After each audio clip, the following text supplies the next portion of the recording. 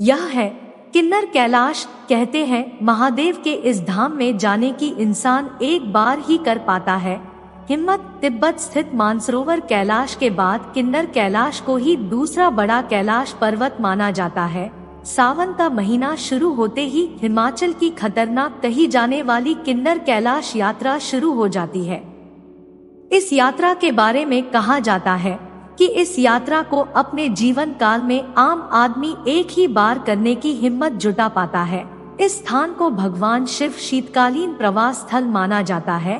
किन्नर कैलाश सदियों से हिंदू व बौद्ध धर्म के अनुयायियों के लिए आस्था का केंद्र है। इस यात्रा के लिए देश भर से लाखों भक्त किन्नर कैलाश के दर्शन के लिए आते हैं। किन्नर कैलाश पर प्राकृतिक रूप से उगने वाले ब्रह्मा कमल के हजारों पौधे देखे जा सकते हैं। भगवान शिव की तपोस्थली किन्नौर के बौद्ध लोगों और हिंदू भक्तों की आस्था का केंद्र किन्नर कैलाश समुद्र तल से 24,000 फीट की ऊंचाई पर स्थित है। किन्नर कैलाश स्थित शिवलिंग की ऊंचाई 40 फीट और चौड़ाई 16 फीट है। हर वर्ष सैकड़ों शिव भक्त जुलाई व अगस्त में जंगल व खतरनाक दुर्गम मार्ग से होकर किन्नर कैलाश पहुंचते हैं। किन्नर कैलाश की यात्रा शुरू करने के लिए भक्तों को जिला मुख्यालय से करीब 7 किलोमीटर दूर राष्ट्रीय राजमार्ग 5 स्थित पोवारी से सतलुज नदी पार कर तंगलिंग गांव से होकर जाना पड़ता है। गणेश पार्क से करीब 500 मीटर की दूरी पर पार्वती कुंड है। इस कुंड के बारे में मान्यता है कि इसमें श्रद्धा से सिक्का डाल दिया जाए तो मुराद पूरी होती है। भक्त इस कुंड में पवित्र स्नान करने के बाद करीब 24 घंटे की कठिन राह पार कर किन्नर कैलाश स्थित शिवलिंग के दर्शन करने पहुंचते हैं। वापस आते समय भक्त अपने साथ ब्रह्मा कमल और औषधीय फूल प्रसाद के रूप में लाते हैं। 1993 से पहले इस स्थान पर आम लोगों के आने जाने पर प्रतिबंध था। 1993 में पर्यटकों के लिए खोल दिया गया, जो 24,000 फीट की ऊंचाई पर स्थित है। यहाँ 40 फीट ऊंचे शिवलिंग है। यह हिंदू और बौद्ध दोनों के लिए पूजनीय स्थल है। इस शिवलिंग के चारों ओर परिक्रमा करने की इच्छा लिए हुए भारी संख्या में श्रद्धालु यहाँ पर आते हैं। किन्नर कैलाश के बारे में अनेक मान्यताएं भी प्रचलित है।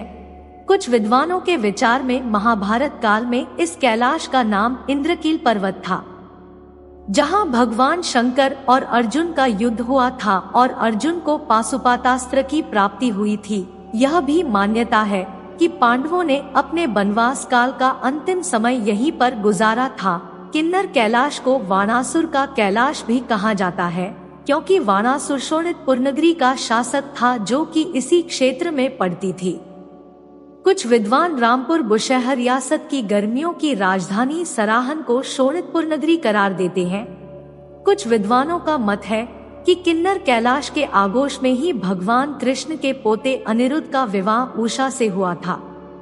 शिवलिंग की एक चमत्कारी बात यह है कि दिन में कई बार यह रंग बदलता है।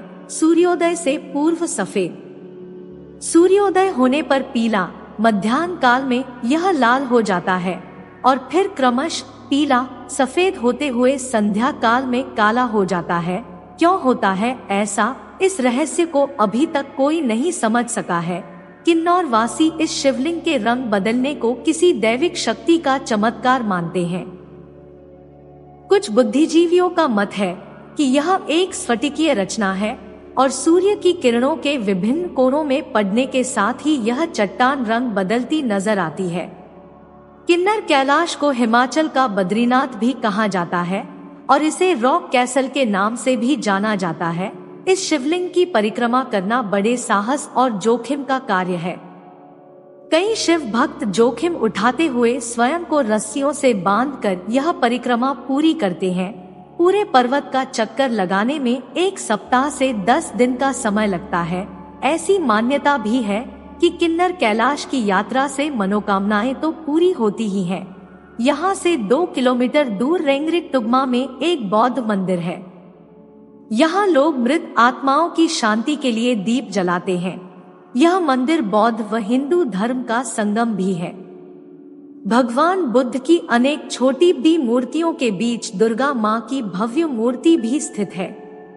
ऐसे शुरू होती है यात्रा। पहला दिन।